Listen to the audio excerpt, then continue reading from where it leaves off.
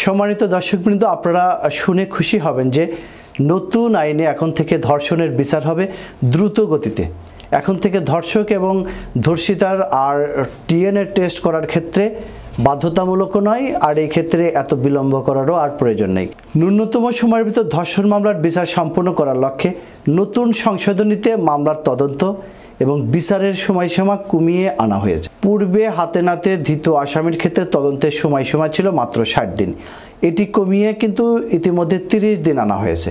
অবশ্য বিশেষ পরিস্থিতিতে আদালতের নজরদারি সাপেক্ষে তদন্তের সময়সীমা বৃদ্ধির সুযোগ রাখা হয়েছে, যা আমাদের ধারা নারী ও শিশু নির্যাতন দমন আইনের 18। কি আছে আমাদের নারী এবং শিশু নির্যাতন দমন আইন 2000-এর এই সংশোধনী 2025-এ, সেই সকল বিষয়ে বিস্তারিত কথা বলতে আমি PM সিরাজুল ইসলাম সিরাজ প্রামাণিক আইনজীবী, বাংলাদেশ সুপ্রিম কোর্ট, আজ আপনাদের মাঝে হাজির হয়েছি। তবে মূল আলোচনা শোনার আগে আমাদের ল টিপস বিডি চ্যানেলটি সাবস্ক্রাইব করুন,